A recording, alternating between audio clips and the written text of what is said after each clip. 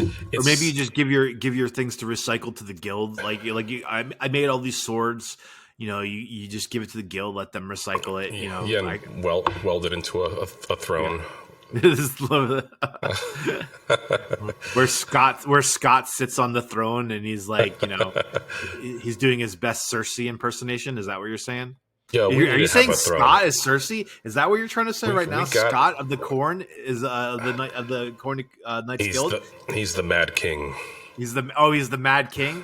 So and what are you? You're Jaime Lannister. Yeah, basically, yeah. Let's just say that. That's fine. Yeah. I'm the Kingslayer. I'm either the Hound or that chubby baker kid that makes the mutton pie and then loving Arya. I'm either the Hound or him, and I'm probably the chubby baker kid.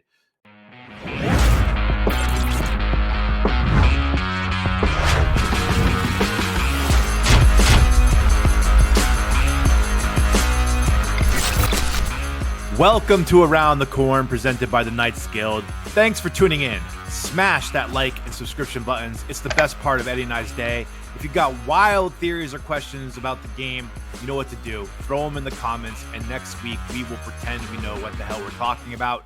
Follow us and the Knights Guild on X and dive deeper on the Discord and the Guild website.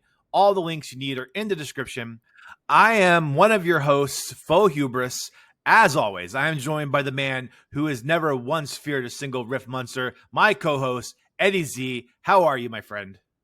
Yeah, man. I'm great, man. I'm glad to be here. Some exciting stuff came out in COPI Café. That's pretty dope. It's crazy. I mean, was that 3 weeks in a row of David? Was it 3 episodes? It does seem like it, right? Yeah, I think so. Yeah, I think so. I mean, that's a triple header of David. The big thing. What do you think the big thing from this COPI Café was? I think it was the Rift monster. Yeah, that's definitely was like just to be able to see what the enemies look like in the flesh. That looks really freaking cool. I'm not gonna lie, that's pretty dope. Yeah, and it's already starting to think about strategies for fighting them, because I think we kind of learned something along the lines that they're going to be huge, right? They can be huge, and you're going to have to maybe kill certain parts of it first to be able to strategically take it down. It's not going to just be just hit it anywhere. You're going to have to, which makes sense. Everything in this game is trying to be complicated and challenging. So, I like that. I mean, I think that's something we've seen in a lot of games for bosses and things like that, where you have to kill the gun, take out a leg, something like that. Exactly. But yeah. No, it's exciting stuff. I'm just glad that they have. I mean, there are a lot. I swear I feel like they are telling us more. Clearly they're not telling us everything, but it's just the fact that they have already these enemies, and the fact that it's just as he was saying that red eye laser pointer thing, that's the same height as where your head is at, basically. That thing is massive. That thing is bigger than I thought it was gonna be. I actually thought it was more waist height. That was it. I was cool. But there's also other scenes mini monsters that might be that size that are coming through the rift, and so if you don't get there in time, that was the question that Rob had, was could there be a whole army there waiting for you? I could, oops, we got a little late to the rift. Sorry, you're gonna need a bigger gun. Yeah, that's very interesting in terms of how many they're going to be coming through. I'm also how many and how there's going to have to be play of balance also, obviously, too, in terms of once we get a certain amount of players in the game. It's starting to give me Helldiver vibes based on what I was seeing in terms of those rifts, and also who is sending these, right? Who is the that was a big secret. They're so hush about it, because it's not Architect 13. There is some other kind of villain out there that we have really no idea who this person or thing is. Maybe we got anything on that lore? It just seems so. No, not at all. I don't think we have any sort of anything. And by the way, I will say, we're in Little Monument, and I was just going to ask you, what town are we in here? Man, this is I like the scenery. I mean, I always say that Yeah, about practically almost time, but the way it's that they so build easy. these little Yeah, structures, yeah, these rock structures, like there's an arc one right here, which that's how we started, and then they yeah. have like two ones that have like a ramp that looks, it's really cool. I like this area. Going through the town is really interesting too. It's like a little, it's hilly, Yeah, and then there's like little. I mean, there's rocks in the ground. I mean, this is a cool little nook. I don't think this is the main area. I don't see the main building here, but it yeah, can't be far from here. Oh, yeah, there's a little archway. Maybe it's this way. yeah. The fact that it's hilly, or it kind of gives me this like the Shire type of look. You know Oh, what I'm saying? Like, you know, build a little hobbit home here. yeah, exactly. It kind of gives me that vibe. I know we're Yeah. gonna have building structures and stuff like that, but it's kind of nice to just imagine that around here. What's that farming call when they do it on the hills? There's a word for it. It starts. I think you know what I'm talking about. Where Ooh, they yeah, I know what you're talking about, but I do not know what that I can't process remember that or word is, but yeah, you know, and that's what I was thinking. Like you're kind of on these hills here, and then you could, I mean, maybe like you could do like maybe that'll be a way to like actually farm on hills and stuff like that. Because I mean, I think there's some things that you like I know avocado trees you have to grow on hills that works really better. So maybe there'll be certain things like that in certain areas that you can grow on hills, like in this area. But yeah. Hopefully, yeah, that actually would be dope if we did get to grow certain avocados. I'm curious as to the level of crops that we get to like make and stuff. That'd be dope. I think it's gonna. I mean, it's gonna certainly grow over time. I imagine, right? Like And you know. And I'm curious that, like, as you say that, actually, it just popped into my head in terms of like what kind of items will be rare, because obviously this is all about how, like, the story goes, like that the calamity, ravaged the earth, right? And then basically, what at one point, what's gonna be a rare item from the lost world, if you think about it, right? Like, are avocados and bananas, are they gonna be like a high sought out item because of the Yeah. fact that they're rare now? And I'm just kind of curious as to how that looks. There's this show I like on I think it's Apple. It's called Silo, and I don't know if you've seen it, but it's like you know they're all underground and stuff, and like the silos are like they're domes. They live in these silos. They can't go outside. But like anything from the before time is contraband. They don't want anyone having it. You know, so I could Uh, see that being the case too, like where there's like, oh, I have this old comic book here of whatever, and it's it's like an old Superman comic book, but it's contraband because it's like or a book from the before times, like there's Catcher in the Rye, they don't want it, something like that. I could see yeah, being and I'm pretty also like part of the lore. and again adding to the lore, just again maybe these certain monsters are they want their particular crop back, who knows. And I'm curious if we're gonna have like Oh any yeah, yeah, like yeah, other universe kind of crops too. Like, I mean, these were apparently in a multiverse, from my understanding, right? From when the rifts actually open up into a multiverse area. So like but at the same time, who is sending these enemies? I don't know. David did say someone, so he yeah. didn't say He like an didn't say organization. something. Yeah, Yeah, he yeah. said someone, so it's a singular person. Yeah. I mean, it's not, and it's obviously not the Terra because they don't have the technology to build that stuff. But it's like they're building multiple like layers of stories, multiple enemies. Like you got the Terra down below. You've got this mysterious person sending things. You got Architect 13, and so like and then Uh-huh. maybe even like there's like friends that are enemies that you think like people like the hierarchy in the cornucopia structure, like the corporations or something are like kind of an enemy too. Hey, One that's thing that we true. got from David was that that they will destroy the land, that the rifts will come through and can really destroy a lot. Is what was the impression that I got from what he said. Did you get that same impression? Because we've talked about that a lot. Yeah, it's always about. I'm always talking about terraforming, and maybe it's just because obviously there's a lot of bugs that need to be fixed and this and that, so they're working more so on that. So I, it does seem like there will be some of that. I don't know how that's going to look like, or maybe there's just certain structures that are allowed to be like destroyed. But how does that come back later on? I don't know, but Yeah. I'm curious as to how they do that. But Yeah. it's hard to tell. It really is, as to what level of terraforming there is. Yeah, and what will it be like a set like destruction, like if it destroys this every time, or is there going to be like an algorithm to it where it can decide to go left and destroy this, it can decide to go right and destroy that. you know what's up, baby? Okay, are you going to work? Little cameo from the girlfriend heading to work. So love you, boo. But so that's going to be really exciting, and it's going to drive the economy too, because rebuilding will have to happen. Right. Yeah. Exactly. Like, our buildings are definitely going to be having some damage being done to them by these things. I mean, hopefully, I'm curious as to how. I'm wondering. That's the thing too. Like, I'm wondering how much destruction will it be, because, like, let's say you spent maybe, like, I don't know, 4 or 5 months building your home, and then all of a sudden, that one creature that we just saw. And I'm curious what the name of it. What would you call that? What would you say that? Like, I'm curious what we should, like, name it something. It's like an egg with scorpion legs, right? The egg with scorpions. It's like the egg McDestruction. Egg McDestruction. That's the egg. That's hard to say. It is hard to say. Hey, there's an egg McDestruction over there by the rift. Yeah. It's coming out now. Get him. The MDD. The M. There we go. We can abbreviate it. Sorry, David.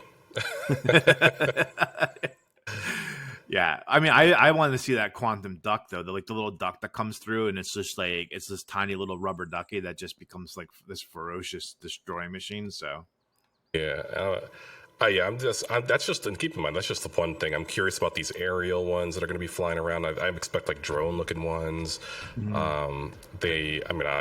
It just seems like the Cornucopias, like the domes are basically being attacked on all different fronts. We got the rifts, we got the Terra. I'm curious what other way that Cornucopias is actually being attacked from, and why. I want to know. I want there to be a rift rating system, like it's like a Cat 4, Cat 5 rift. To let you know what size rift it is, what kind of monsters might be coming out of it. What's that movie where they fight the giant robots? They fight like the things that come through the rift. And they're category 5 whatever monsters, and they have to. I can't remember the name of it. If someone in the comments will know it. But like, I think that'll be cool. Like, I mean, maybe not copy that where it's Cat 4, Cat 5, but like some kind of rating system where it's like a red level, rift, or a orange yellow rift or something like that. Actually, yeah, I like that idea. Just like sort of how they measure tornadoes, right? Like an EF5, EF4. Yeah. It's like a level. Yeah, I get that. I actually do think that would be nice in terms of like, and then you may be able to see it on the map. And I mean, you probably shouldn't be able to see it on the map until someone identifies it, right? And then they kind of like broadcast it to everybody. Like, that'd be really cool if there was like a mission where someone just out and exploring out in the area, like a rift opens up, right? But no one sees it. No one knows about it. Oh yeah, and then they have to call it in, and that's when the announcement goes wide. Yeah, right. Yeah, so there's got to be something. I feel like that would be a really cool idea to kind of add more to the, and give credit to that person who found it, right? Like, give them an experience. Hey, thanks for finding. Give them a credit or something. Well, and that will allow the rift to like evolve a little bit before, and maybe like do some destruction. And then, I mean, that's a really cool idea to have to be identified. Yeah. Or let it happen, not say anything, and let the town go down.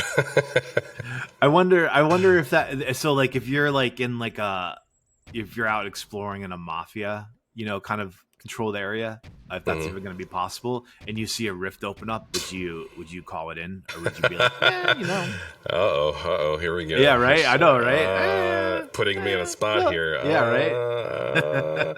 Should I call it in for the mafia? I don't know. Maybe I need some incentives. You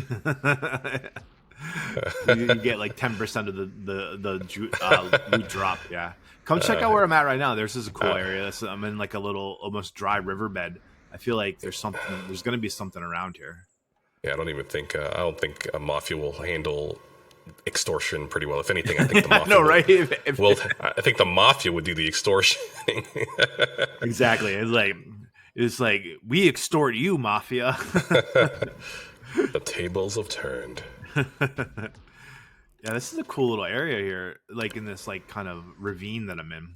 I'm trying to catch up to you right now. Yeah, I don't know. I feel like I'm playing cat and mouse. Yeah, I know. I feel like there should be a mine around here. somewhere. But Yeah, little. That's the one thing about Little Monument. Little Monument doesn't have many resources thus far around it. I mean, we haven't yeah, done any updates in terms of like looking around for resources, but when you scan around, I really and looking at our map, we just don't seem to see much of resources around. You do have to kind of travel to the outskirts of Little Monument, and sometimes I think like even go as far as to go into like what's that town that's nearby? Stones. It's called Stone's Seat, up don't see. northwest of Yeah. it. Yeah, which is interesting. I mean, but even then, there's not much there either. It's like it's kind of bare. Interesting. Hmm. There's a you know, one interesting thing from the COPI Café is how they talk about their new build. Like they just said they had a new build the other day. That they're getting new builds all the time on their internal server. And Hmm. so I mean, like they've been this time around. They have been really careful, not to make promises about when the build is coming. Um, but I have like kind of like a little bit of a conspiracy theory that I think, Hmm. yeah, I don't know. I mean, I just feel like this. I don't know anything, obviously, but Yeah. that I mean, you the know some things. well, I know some things, but just like listening to the way they talk about it, like just trying to read between the lines as I'm want to do, I Yeah. feel like the build is basically done. That maybe that they're slow rolling it a little bit to to give them more time on the next build, because they do spend a lot of time now talking about the next build, right? The what's coming in and so to me, Hmm. like the only reason why you would be talking about what's coming in the next build is if that's the build you're actually working on right now. And that's not to say that they're not working on the current build, that maybe there's just like some like bug tweaking that's happening in it, but I mean, I wonder if like the build is mostly done and a lot of the resources for this last build is now been shifted to like working on the things for the next build, and now it's just like, okay, let's keep fixing bugs, and like we could release it now if you wanted to, but let's take our time, and then that way for the next build they'll be more prepared for it. Like it won't be, they won't be like this rush to get it out every time. If they, you know what I'm saying, that they slow roll this one and then the next one they're like, they can start working on the build after that one before they release that one, and then it's not like such a mad rush to get it out for them. I could see that being a decision that they made. Yeah, I can see that as well. Now that you're saying that, just because they are talking like two steps ahead for the build after that. Yeah. So I can see that just because they can, and the slow like rollout. I don't really mind that. I mean, I think it's Yeah. exactly what we need. I mean, in case you have any bugs you want to catch last minute, or just I mean, Yeah. I think that's pretty legit. Yeah, I mean, the Pretty work, legit. whatever it is, this build or next build, the work is being done. Like it's not. I mean, it's like whether it's like it's not like they've stopped working on it. So it's just like really kind of like almost like semantical arguments whether you get it now or 4 or 5 months from now, right? Like it's It's just part of the process. I all like that. all needs to be We, done. yeah, I like the process. I mean, David knows what he's doing. I think it's. Uh, I'm curious if what other things that are not being implemented in this build, what is being worked on in terms of like the mining, because we're not going to get that right now. Mhm. All these different enemies and how the sizes of them. I mean, all that's definitely in the works for future builds, but. Yeah, But it just I just can't wait for it all to come together. To be honest, I mean, it's all it makes you wonder as to like the like when this game is gonna truly come out, because I mean it's a process. I mean it really is. It's gonna take a while. I mean, and I'm patient enough to wait for it. I mean, and I don't know yeah. about you, but I am. Well, we did have someone comment in our last episode with a little bit of like, I mean, I don't want to say it's FUD. I mean, I think it's like a valid concern that they had Yeah. where they were but they basically, I mean, I don't have, I wasn't even planning on talking about this one, but I don't have it pulled up, but basically where Okay. it's like, it's like it's like a UE5 game. It's like it's like the resources are going to be uh you know too much to have it like really be a good multiplayer game, and like and then it's like a AAA rated game takes forever. Like why? Like it's like a minimum of 5 years, and like we all kind of know that, right? And they've talked about the challenges of the usage and and the experience and having it be multiplayer, right? Like they've talked about that, and they're aware of that challenge, right? I mean, I don't know if like it's a UE5 specific one, but like computers are going to be getting better too. Like, you know, by the time this game is fully released, you have to imagine there's going to be like a 6080 graphics card out there, right? Like I would imagine, Oh, yeah. and like not that like people are going to go out and buy it, but like, you know, they've talked about it that the 3060s and the 3080s are going to be the like the base level of cards. It's, you know, at some point here they're not building, you know, for a game right now. They are building for a game a little bit in the future, and I do think that they're going to be able to find a way to be able to make all this, you know, complicated graphics and action work together in a multiplayer game without like killing your resources. Yeah. The comment last week was it was by Crypto Cat Guru, which honestly, thanks for the comment. Thanks for the comment. Yeah, for sure. Yeah. And I mean, you're definitely allowed your opinion. I mean, that's fine. I mean, he basically was saying that it's going to take 5 years. You haven't gotten any building done yet, and all this stuff, and all the mining and all that, and any really gameplay aspects. But I think there's a lot that they haven't told us. So I feel like they're probably a little bit more ahead than what we think. As well. Their internal build is definitely further ahead, way further ahead than what we get for sure. But I think my point was like, I'm still, I mean, I don't know about you, but I'm still, in 5 years, I'm still going to be a gamer. I mean, I'm always waiting for a new game, another, like how, I mean, I've been waiting for GTA for more than 5 years. So like, why, I mean, maybe in the view of like investing and getting in now, Crypto, but at the same time, like I'd rather get in now because it's so damn cheap, right? It's so damn like, I mean, in the future, the cost of being early is being early. You know, there's a cost to being early.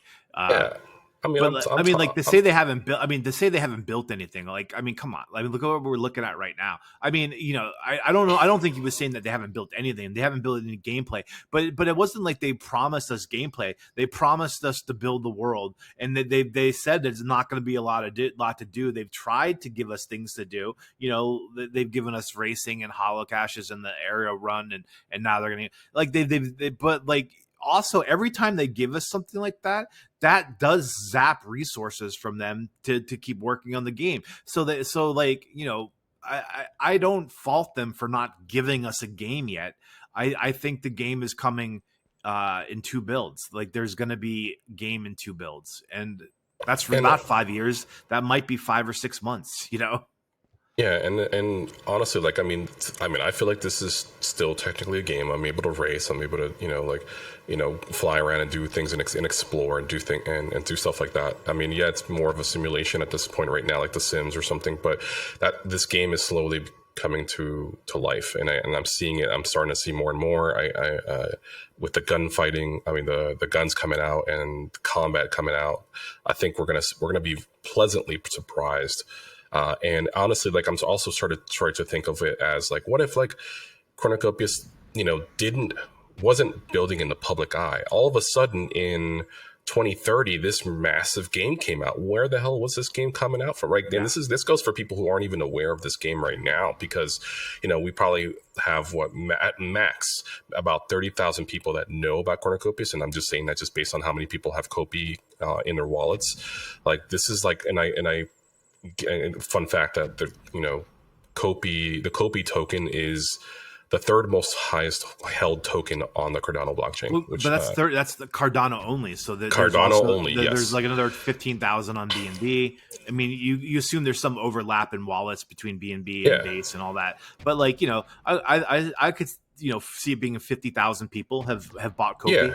Well, yeah, but again, it's just like not many people know about this game, and they're in the same boat. But guess what? In 2030, or 2031 or whatever, this game's going to be massive and come out and be like, holy hell, this has an economy, this has their own token. You can actually make money off of this by actually playing a game and just like hanging out and improving your own little world and improving your own apartment and decorating and all that stuff like The Sims. And there's fighting involved, there's racing as well. There's first-person maybe not first-person shooters, third-person shooters, and like it's just there's jetpacks, there's exploring, there's any little tiny mini games that they can add to this game. It's going to be it's going to be insane. And already with like just the graphics alone, and yeah, it's a AAA game and it needs a lot of funding, but they're self-funded. They're also crowdfunding a little bit. Also, if you think about it, with all this, if they get a partnership, that'd be great as well. I mean, they can get funding that way as well, as long as they don't get like, as long as they still get keep the rights to like, to intellectual property and all that, and not have to like really change much, and they still hold main decision making of the game. That's great. I mean, that's all the power. I mean, I feel like this is exactly what this is a game. I think I keep saying this is a game built by gamers, built by people who know how to build companies. And I'm gonna still be here in 5 years. So why not get in early now?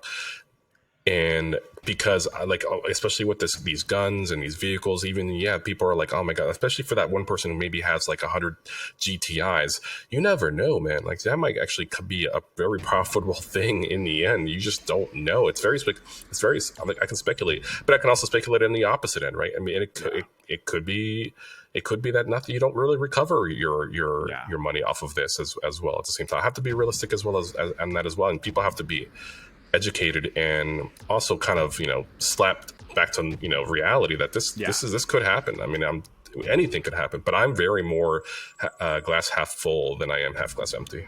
Yeah, I'm with you on that. Absolutely, because that brings up like for me, like an interesting question, an interesting thing that came up from COPI Café, because I mean, while they do have a community and they are building a game, I do think if you put them on a lie detector test, I would, and you ask them, I mean, I think it's obvious they would answer yes to this question. Would you like more people in the community and a larger customer base for the NFTs to help fund the game? I think obviously they would like that, right? Like they would love it if the Discord was 80,000 people and they were doubling the size of their mints and they were selling out of all of them, right? So I do think while this is a long-term plan for building the game, they do probably have short-term plans to onboard more people to help be able to grow the funding, because there's only so much funding this community can have to give, right, to help fund and to grow the game. You need to bring in more people. So I think that's why Josh was bringing up and talking about in last COPI Cafe is how to onboard new people. Like what? So let's imagine for just a second. All right, Eddie, Rob and Josh come to you, and Eddie, we are out of ideas. We do not know what we're going to do for onboarding players when they come on. Like what mechanic, what questing, what thing would you like to see if you were brand new to this game that helped kind of give you a tour of what to do and how to play and where to go? Honestly, of all the games you've played, what do you think works the best? I mean, really, it's just about. I think it's the trailer. I mean, like people don't care if it's like a new IP and they see a baller ass trailer of of everything that can be done, just all action packed, and maybe give a hints of the story behind it as well. People will draw to it. I mean, people love it. I mean, even something as simple as The Sims can have a trailer on all these things, and that's been a game that's been out for more like 2 decades practically. It feels like. So I mean, as long as you have a really wicked trailer with all the things that that you can do, from like, which is what we just discussed about with the racing, the combats, the enemies that you're fighting, and how action packed it can be. I think, and also how calming it be as well. Like, it just you building your home and you're just mining and doing all this stuff. That's all that matters. I think that's how you hook people, because like people are looking right now. People are looking for our new games because all of these indie game studios were being shut down over the past like 5 years. Like, we're losing so many good and talented developers out there, which means we're losing good solid games that we're never going to get to see because they've been shut down or canceled. So like, there is opportunity here and not just for Cornucopias, but for a handful, if not maybe maybe a dozen of these Web3 games that are coming out. Like Off the Grid is doing extremely well, I think, right? I mean, I think you were telling me about recently. I don't know how well it's doing in terms of players. Players I'm not sure of. I mean if you use there's a lot going on there, and Off the Grid with like VC funding and stuff like that, and what appears to be like their pretty precipitous like like I don't want to get into price, but I mean, it was there were people on Twitter that were talking about that knew what the deal was, that there was a ton of VC funding, and that when Gun was released, that they were going to be looking to make their money, right? And that appears to be what happened. That's not to say nothing about the game. The game looks great. You've dope. seen it, yeah. But at the same time, I don't know what they did to onboard players. I mean, I know they did the ninja thing. For me, the thing, I mean, you play more games than I have, so maybe you know better. But the two games that I've liked the most in my life is World of Warcraft and Red Dead Redemption 2. And if there's like some kind of so Red Dead Redemption has like this really great layered quest thing that you kind of have to do these quests to really start the game. It's like, and then when you do it, and then when you do these quests, you get to a new camp, and then you can kind of start the game, right? But the quests are layered with all kinds of cinematics. To your point, like a trailer, right? And like a really great story, and like struggle and human like conditions of survival and friendships and loyalty, and it's all interwoven into it, and it's really kind of like a fun little cinematic. I think, and if I remember right, GTA was the same way. Yep. Where it's like, I think in GTA 5 you start out to go like rob a bank or something, and it teaches you the controls, and it shows you where things are, and then so I really like that. Maybe the first quest is like you're going around to collect materials to build an AI robot that will be like kind of like a guide for you and answer questions, right? Like maybe something like that. I mean, but that's kind of like a boring story. Like I like maybe like a really good idea would be to like, oh well, you have to go build a toy for like one of the orphans they've rescued from the bottom from the surface, right? So okay, so you go and you learn about the surface, and you're watching these cinematics, and like almost like the way the hologram was in there in Taste of Solace. You get in and you see the story of like how these orphans are rescued or something, and then you go make this toy, and you're crafting and gathering material using a workbench, like a public workbench, something like that. I think would be really really cool. But like I think the most important thing is whatever you do in the beginning to onboard, like the cinematics have to be dope, and it has to be a compelling story. And then you do that, and you don't make it too much work, right? Like it's not like Red Dead was like you could complete the whole thing in maybe 30 minutes. It was 30 minutes because of all the cinematics. There was probably, and you should be allowed to skip the cinematics if you want to.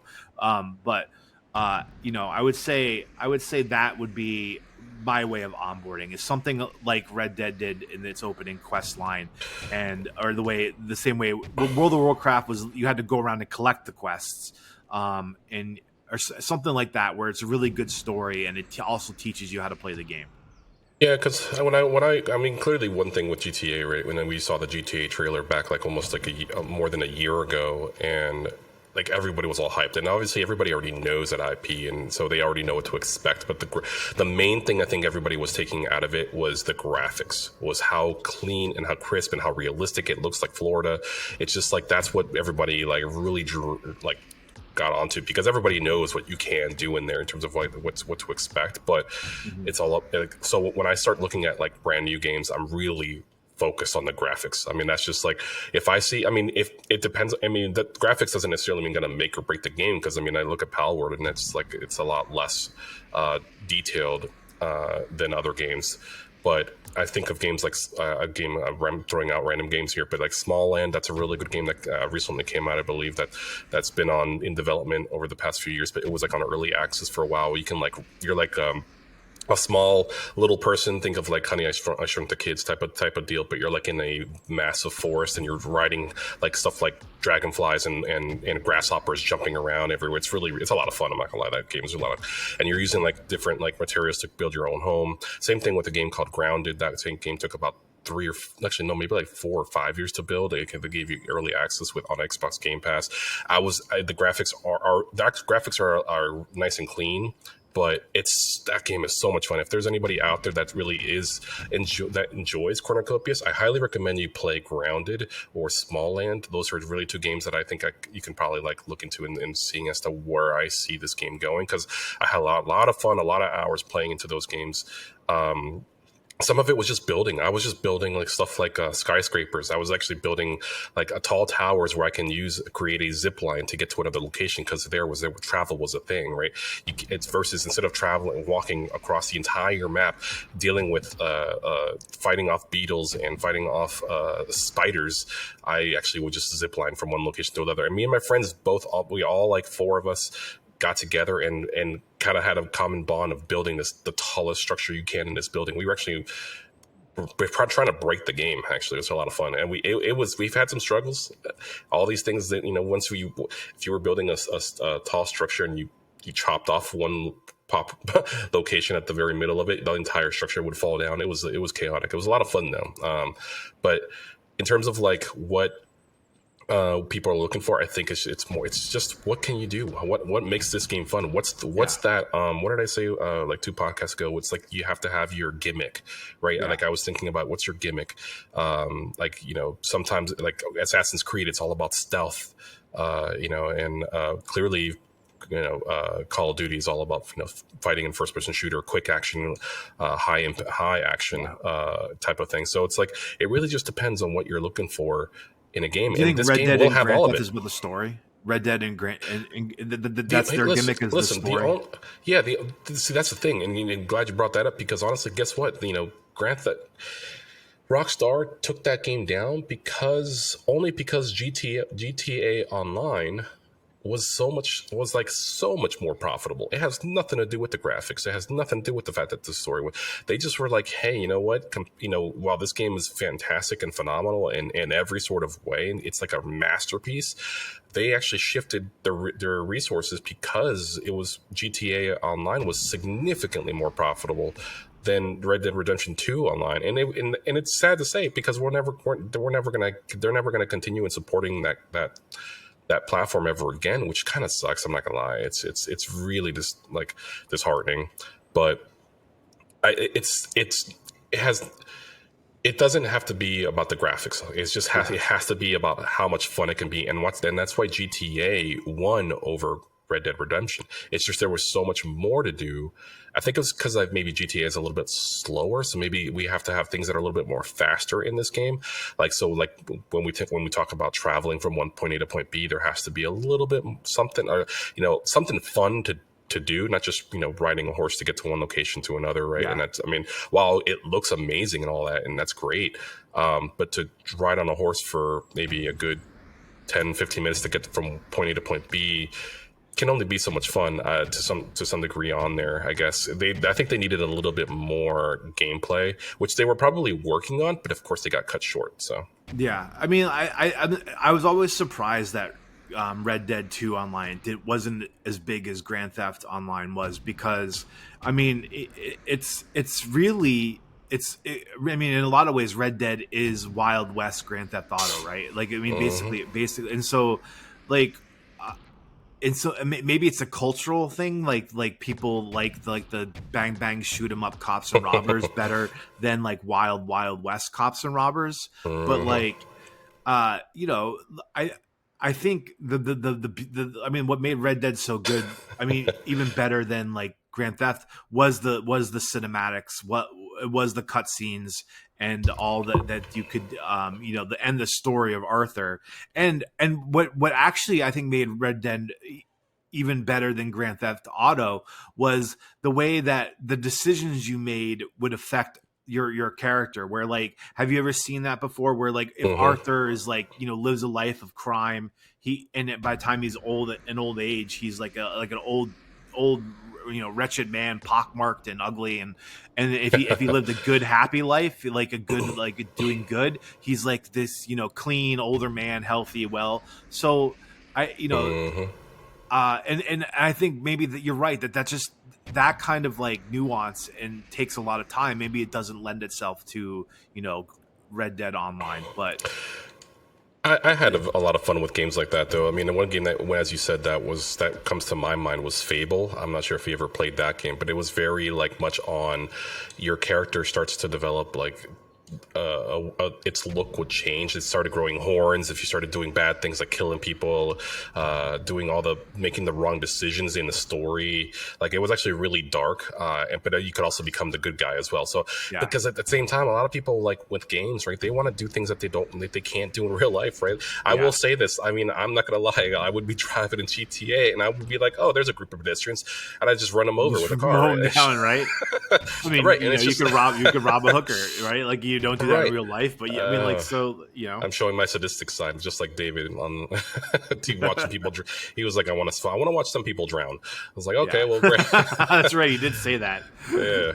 So I mean, funny. It's because people I will say I feel like we're gonna be not just fighting the Terra and all these like rift monsters. We're going to be fighting ourselves too. There are going to be some people out there that's just going to be like begging for like, for chaos, basically. Yeah, I hope so. I mean, that was always really annoying about like World of Warcraft, but it was only when you were in like a PvP server where like, what Goldshire, whatever that first town was, and like there would be like a level 90 in there just like axing people down, But then other level 90s would hear about it and they would come and they would kill them, right? So like, I mean. There's always those people, man. There's always those people. There's always those toxic people, and it's part of the game. I remember in in Red Dead Redemption Online, me and my buddy G, we were basically hanging out. We were having some fun. We were doing some bounty hunter missions, and then all of a sudden, this one guy just kept trying to kill us every single time, trying to interfere with our mission. We were just trying to have fun, trying to do our own thing.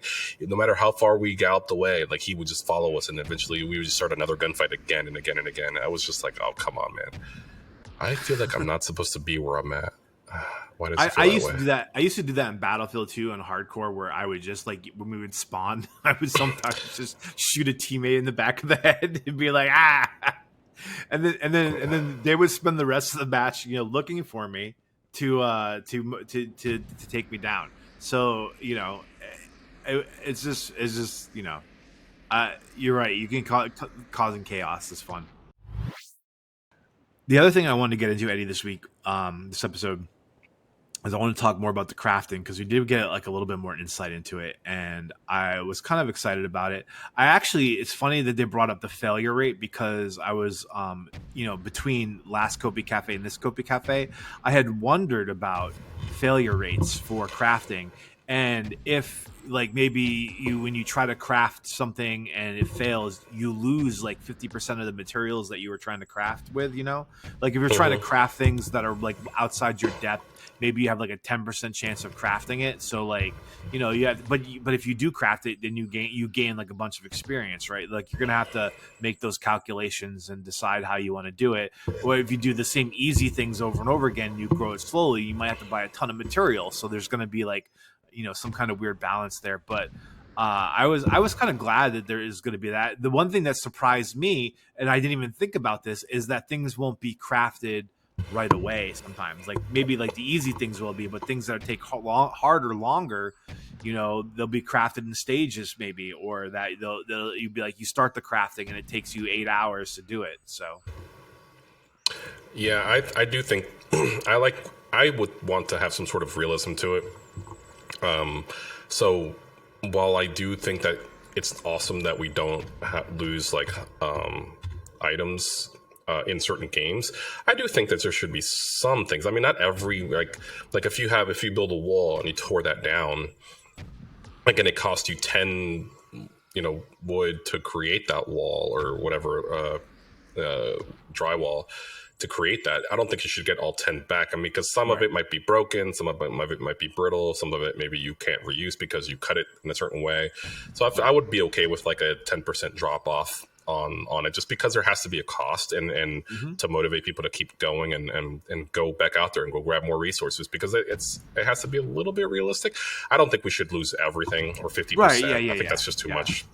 Yeah, there's still be some. I mean, maybe it's some things it's like you like more complicated things. Maybe it's higher, like the loss, or maybe the loss rate isn't consistent. Maybe it's like in a bell curve, it's 25% of your materials, right? Like in the middle. But sometimes if you're unlucky, it's 50%. Sometimes if you're lucky, it's 10%, right? So Right.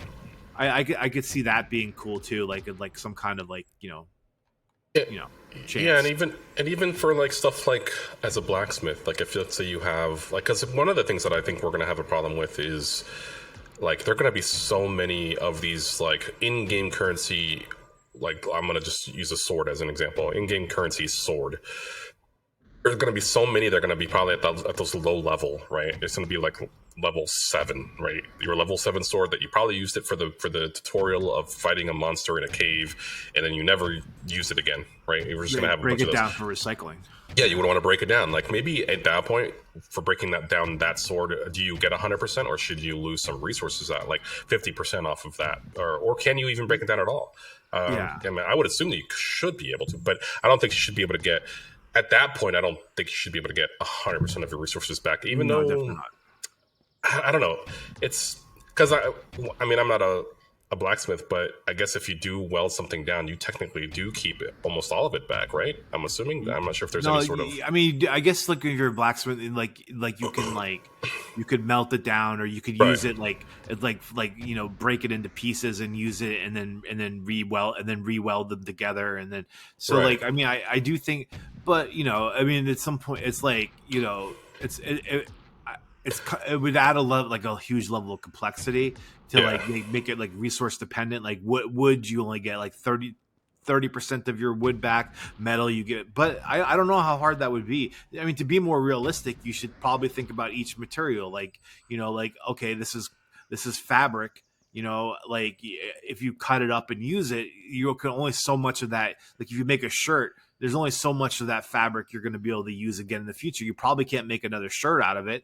Maybe you can make a bag out of it, right? Like but Oh yeah. I True. mean, I'm sure they thought about like the cost of like that, and I do like the recycling aspect of it, because like so much of like in Warcraft, so much of it was like you would just get a bunch of junk and then you would go sell it, all to the vendor, right? Like, and that's just there's nothing to it, but like maybe there's a recycling building somewhere that you can go and Yeah. you can Yeah. This is a game, so it doesn't have to be so crazy and so complex that it to that level. But I will say one thing that you kind of just reminded me about what was said in the last COPI Café was like storage, right? Storage seems to be like it's not weight. It's not about the weight. It's about and it's so you can. It seems like you can store as much as you want in your backpack. Like maybe it's like there's some sort of technology that we could just like do that with our backpacks. That we well, can as just much as you want, up to the point where you have slots for it, though, right? right slots. Correct. Yeah. Yeah. You So I assume mean, maybe there are items, slots. heavier items will take up more slots, I would assume. Right. Well, yeah. Like obviously, like we know about like the lumber that takes up like a good 12 slots or something like Yeah. that. Where the hell am I right now? Oh, I'm north of you now. Where am I going? Yeah, I don't know. I took the train because I had to like take the train to Yeah. get up to you. Yeah, So it's where am I going all now? good. Oh We yeah. don't. I mean, we don't need to hold hands through our journey through here. We can be on our own little areas, checking things out. If something, But I'm all so you alone. find something. I'm all I alone, know. I'm man. scared. It's all alone. Thankfully, it's But only new. It's do 1 you o'clock. think the buildings are going to take like time to? I mean, I'm sure they're going to like. You're not going to just like in Sims where you're like build here, right? It's not going to just like erect itself, the building. So like and I was wondering this too, like maybe like you need like 20% of the resources to start the building, right? And then the building is going and going, like, and you're building it, but and then you can go out and you can collect the rest of the resources, but maybe crafting and building will stall if you're not supplying the resources to finish the project. I think that would be an interesting mechanic for the game too. Yeah, I think that's actually and have like a different like the building will look half done. I mean, though I will say I remember them doing like a building simulation back in the day, like early on as to how building works. It does seem like you'll be piecing everything one piece at a time, and so I'm curious if like how that works. I mean, and also in terms of sharing the building aspects between player to player. Like, let's say if I put a wall up, are you able to also like break it down? I mean, I'm curious as to how how that all works in terms of like because resource sharing, right? Because like I can resource share and just break something down, give you, or actually, I guess I don't know. I'm just kind of curious because but then you'll lose some resources if we break it down too. So I don't know. I'm just I'm going off on a tangent, but Yeah. Or maybe you it's just give your things to recycle to the guild. I made all these swords. You just give it to the guild, let them recycle it. yeah, and welded into a throne. Where Scott sits on the throne and he's like, he's doing his best Cersei impersonation. Is that what you're saying? Yeah, Are we need you to have saying a throne. Scott is Cersei? Is that what you're trying to say right now? We got Scott of the Corn is the knight of the Corn Knights Guild. He's the Mad King. He's the Mad King. So and what are you? You're Jamie Lannister. Yeah, basically, yeah. Let's just say that. That's fine. Yeah. I'm the Kingslayer. I'm either the Hound or that chubby baker kid that makes the mutton pie and then he's loving Arya. I'm either the Hound or him, and I'm probably the chubby baker kid. And actually, that's actually interesting, just because of the fact, just thoughts of like how do they do the single player game? Because I want a single player game in this. If I know, like Rob was a big what was that game that he likes? Shamu. Shamu, yeah. And so it's like I'm curious of like how, with everything that we're building, how do you build that single player experience, like that single storyline experience for everybody? And how do you also align everything together too? Because if somebody's progressed further than someone else, that unlocks certain things, are we allowed to bring someone else into an area that, because they haven't, even though they haven't completed a certain part of the story? That's another thing too. That's something that I thought World of Warcraft did really well. Was was they had phasing, and they had it was, I think in the Wrath of the Lich King they brought in phasing where places had changed based on where you were in the storyline. So like sometimes what sucked about it was sometimes you'd be standing in an area and there would be somebody there that you knew and you couldn't see them like face to face, but you could still talk to them. But you just couldn't see them because they were in a different phase than you. So that was the only weird thing about it. But but all in all, the phasing I thought worked really well, because basically the Lich King came along and like destroyed a bunch of the parts of like the old world, and it changed. And so, but it only changed as you progressed the storylines and the quests. So.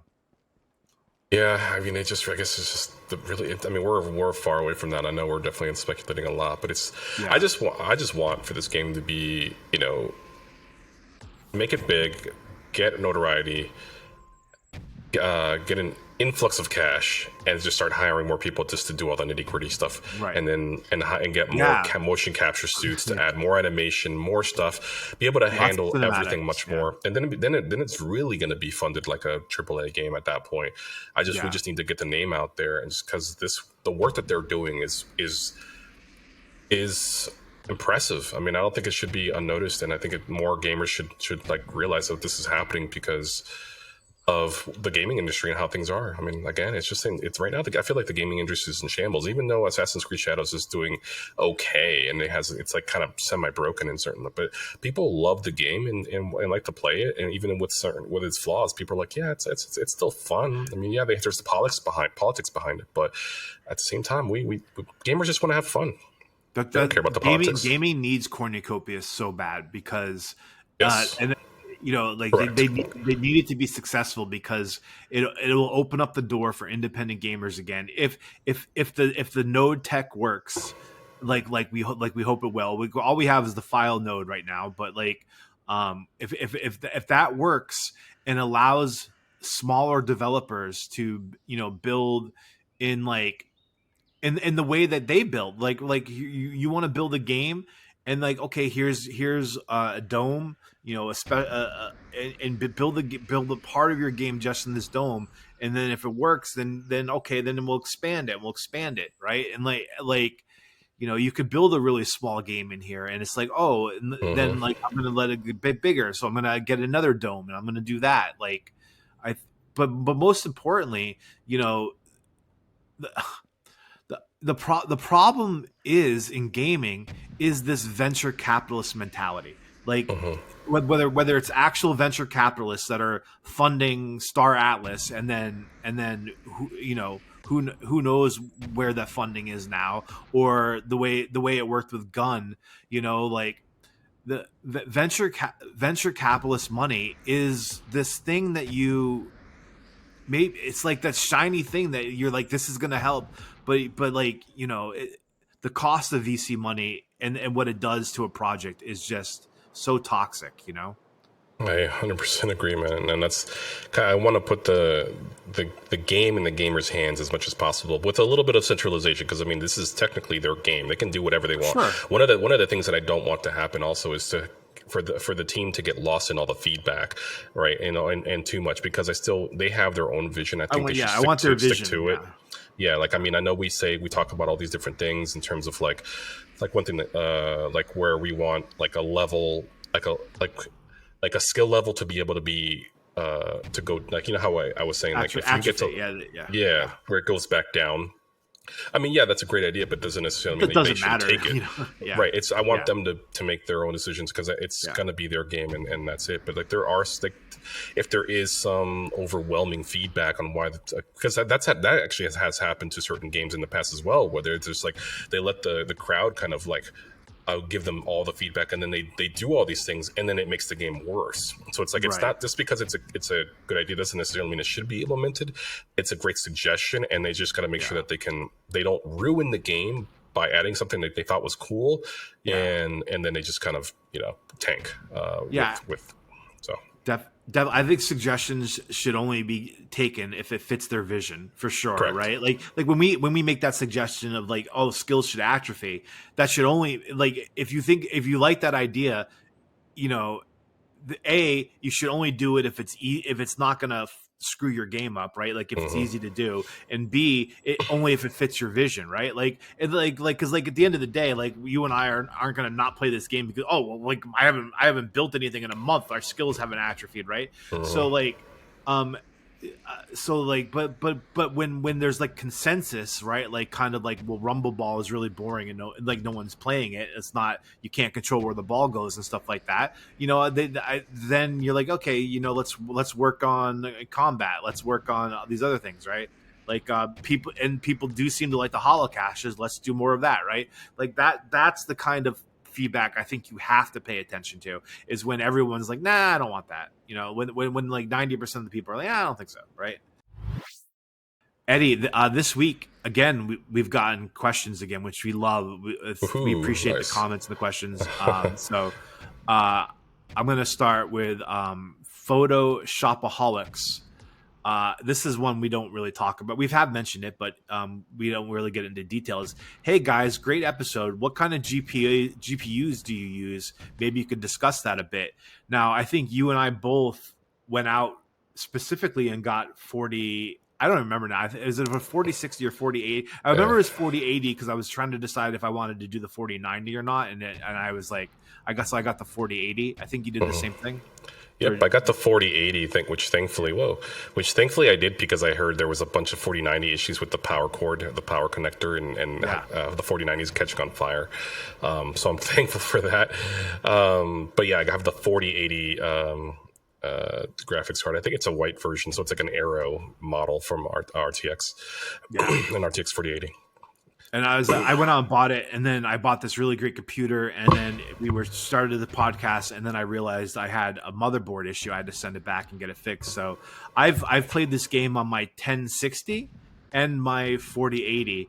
Now, when you played it on the 1060, if you remember, like they pixelated a lot of the graphics so it would work.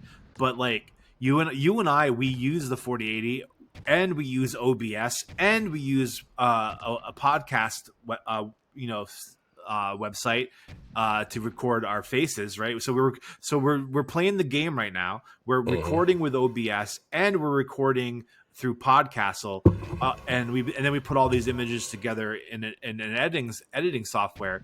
But so I mean, and we almost never have any issues with the game. So like I don't have any issues. I mean, I think even in the comments from to be CryptoCat able to grew, do he was that. like saying that even off the grid was like very like having issues with 60 players, and I'm like, I don't think I've ever experienced an issue with off the grids when I was playing that game.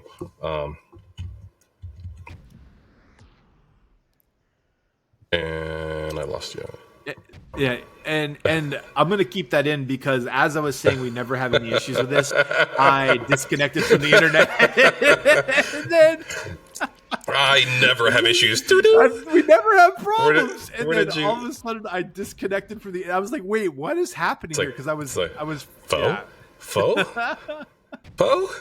So perfect timing from the gods, Photoshopaholics, to let you know that, it's even the best computers struggle. So Freaking got attacked by a quantum monster on over there or something. I don't know what the hell happened.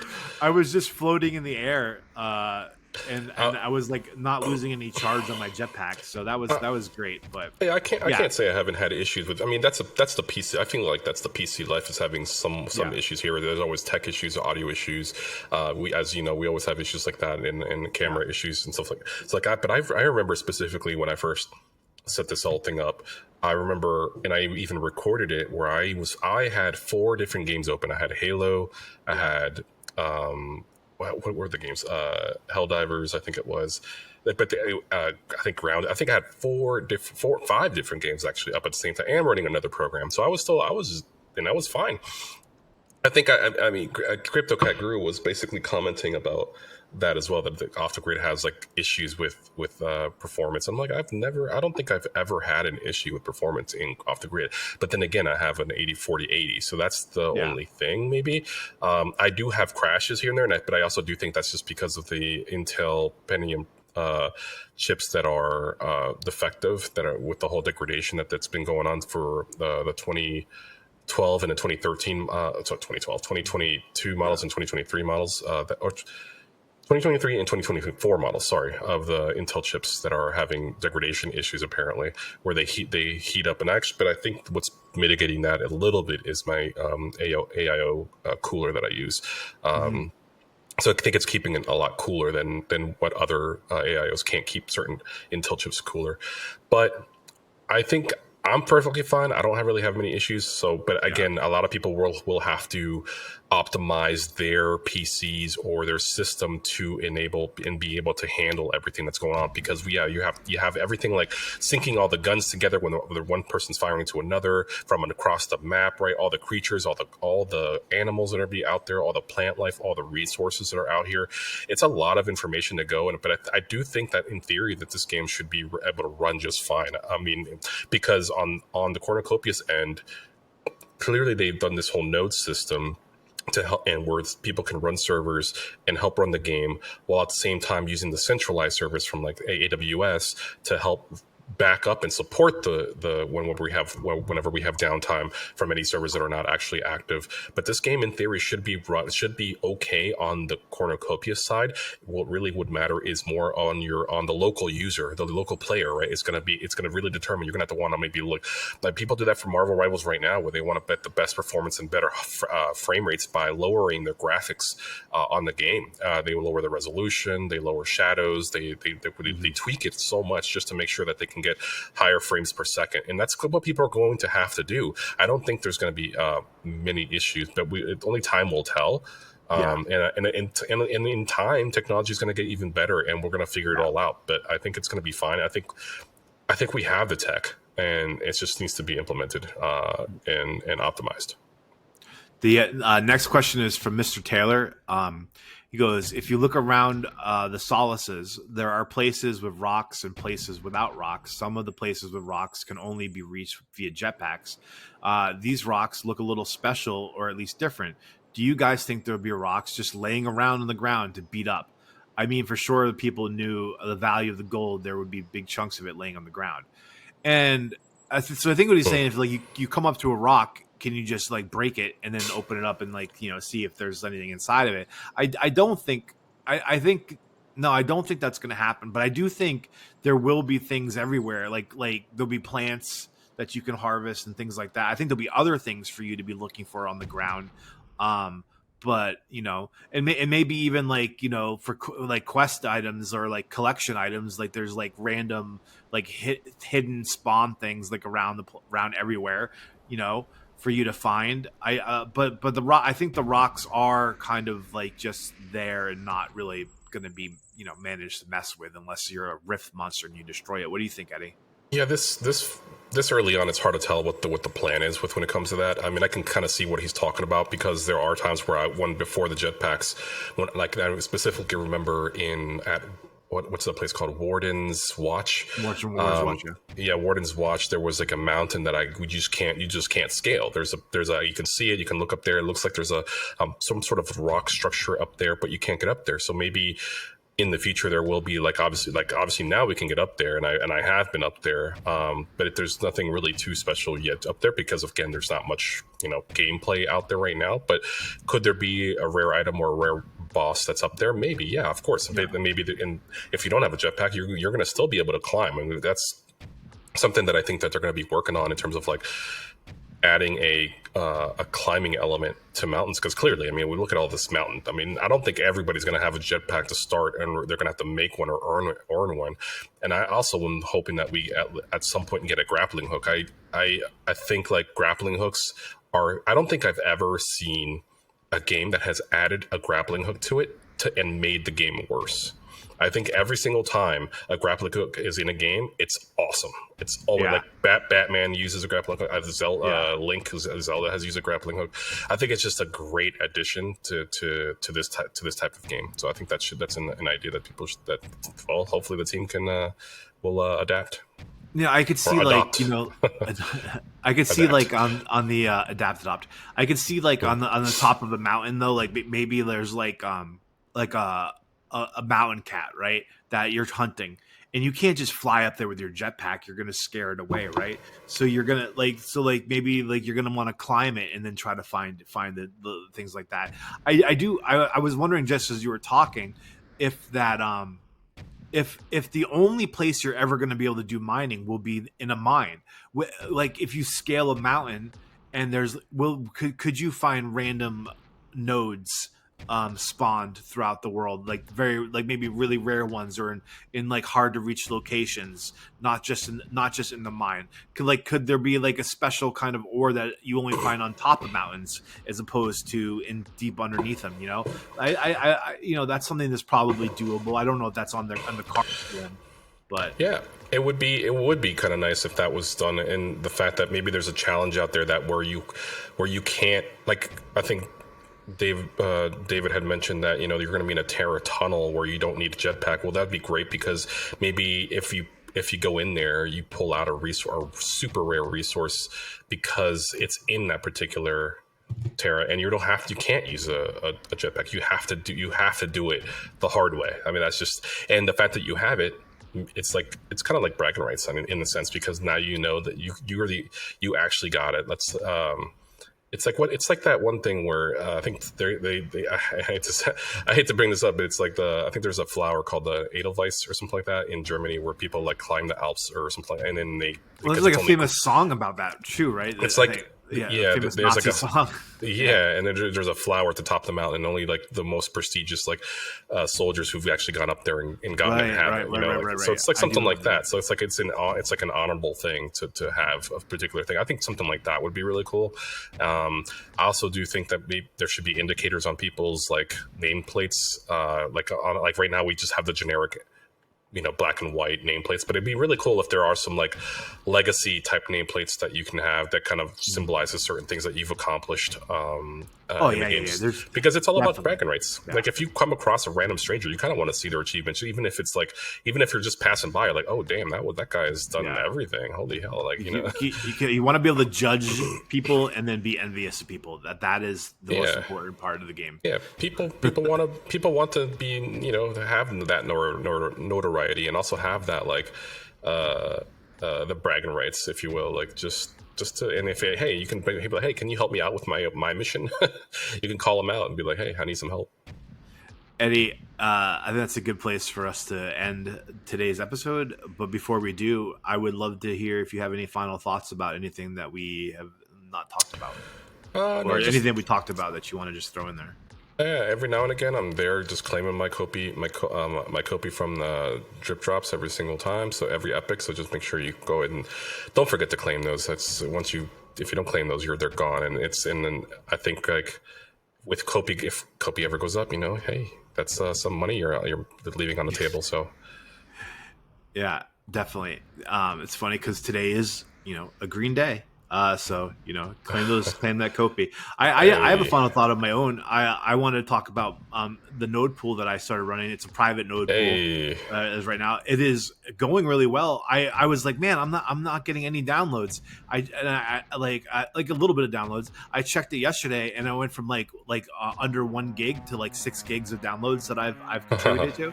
So like I don't nice. know if I've actually downloaded it or if it's just testing that's going on to like see how the nodes are running. If like someone's downloading the game and it actually got my file, I don't care. It actually makes me feel really good. I think if I can create the node pool, if I can get it up and running, anybody can, because I am a moron. So it was actually really easy. And that's not to say if you're struggling with it that you're not. It wasn't without its hitches. There were things I had to figure out, but then I was like, oh, it's syncing. Oh, it's running. Oh, it worked. Oh, cool. And so there you go. Everyone should do it, because they did say, and I love that they're doing this, that they're not going to go from 100% rewards down to 0% rewards on the node pool. They're going to scale it down. It's going to go 90-10, 80-20, and whatever, and then you're going to be in great shape. So if you get if your node pool's up and running now, I would recommend that. So Eddie and I want to give a huge thanks to the Knights Guild. As always, they have welcomed us into their amazing community. Be sure to follow them and us on X. You'll find the links you need in the description to join their Discord and explore the Guild's website. As always, massive shout out to everybody on the team doing the work that keeps the project moving forward. We're really grateful to Rob, Josh, David, everybody else who's working hard behind the scenes to get the next build ready. We see you. We appreciate you. Don't forget to subscribe to Around the Corn on YouTube so you never miss an episode. Until next time, we, Eddie, me, we will both see you around the corn.